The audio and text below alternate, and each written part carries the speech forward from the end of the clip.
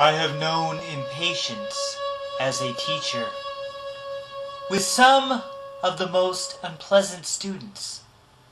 I was knowledgeable about boredom, skillful at that field, trained in its dullness. My work regarded as babysitting.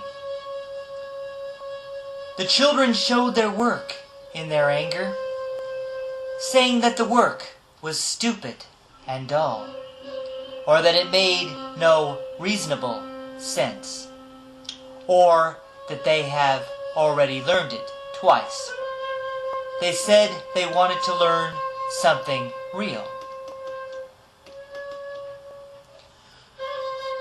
I have known teachers lacking the interest to know much about the subjects they teach, or interested in learning some more. I was a victim of monotony, a common condition of school teachers. I, who have spent time in the teacher's lounge, have been persuaded by low energy, droning, and the dejected attitudes, teachers blaming students for their dismay, those who are rude and care only in grades. I am a product of these same programs. That 12-year compulsory boredom plan with a curriculum that bores students. As the school personnel, we are confined inside structures imposed upon children.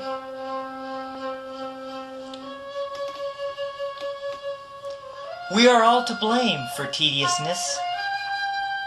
I have complained about boredom to Dad. At 8, he whacked me on the head, then laughed. He said, if I was bored, it was my fault, and entertaining yourself is your job.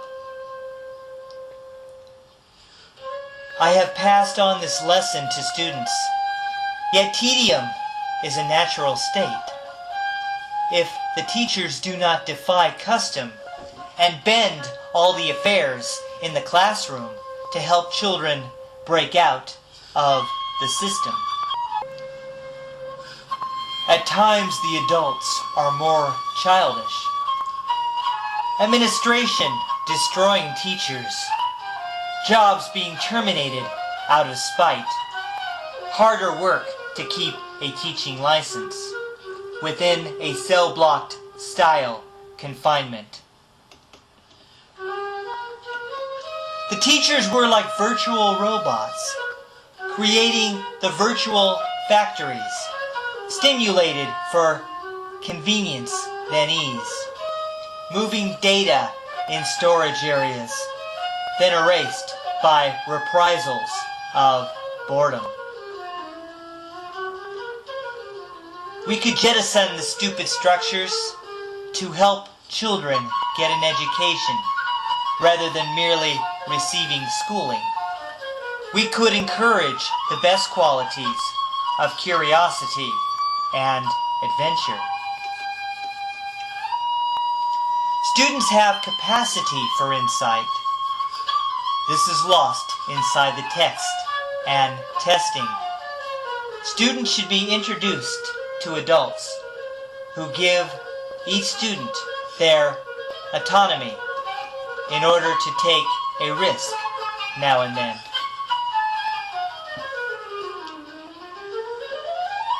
I wonder if school is necessary, the forced schooling, not the education. The schools have become a deadly routine of 6 classes a day, 5 days a week. Patterns of 9 months a year for 12 years. We have been taught by prison confinement that success is dependent on schooling. But people have educated themselves, not resorting to unwanted restraint in a system that resembles prisons. Students should awaken their intellect, yet the educational system's aim is to reduce its individuals, to breed a standardized citizenry, and to put down originality.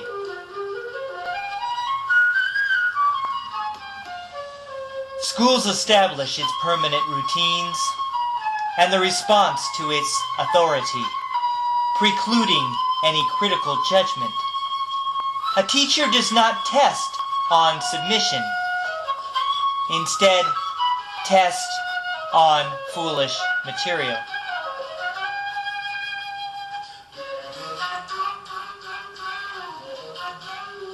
Schools establish conformity functions, intending to make children as alike, for those who conform are predictable.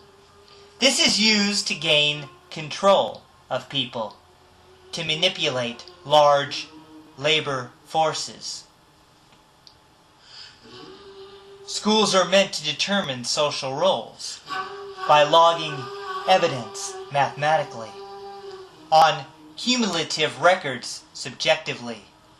Life is nothing but a grade point average, also known as a permanent record. Schools diagnose each student for their role, so that they can be sorted by role, then trained. Then they are diagnosed by their teachers, who want students to reach destinations, while they are turned into social machines. Schools are meant to label the unsuited with poor grades and remedial placement. Students accept inferiority and other dreadful humiliations. They are programmed not to succeed early. Mandatory public education has failed both the students and the teachers. It has encouraged emotions of greed. When students care about grades, not the skills, they have no comprehension of learning. The student should learn to think critically instead of obeying reflexively. Students have a low threshold for boredom. Administration tells one how to teach instead of developing inner lives. I have urged serious material inside history and philosophy, then literature and music theory. Administrators told me to stop that, to avoid that kind of material. Students lack a challenge, so they are bored. They cannot conduct inner dialogues when conditioned to dread being alone. They seek constant companionship through phones, shallow friendships with no meaningful lives.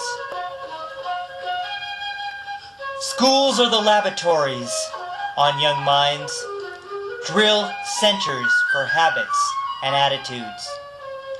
They are corporate robots by their 12 years.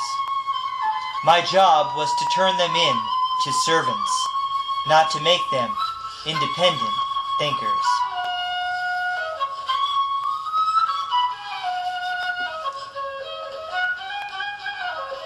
Teachers who are creative are not bored, but administrators fire those ones. Their job is to keep students sub-stupid, even though they rally about test scores.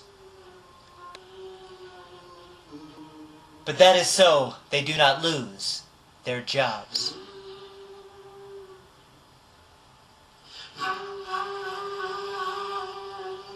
I know genius is as common as smut.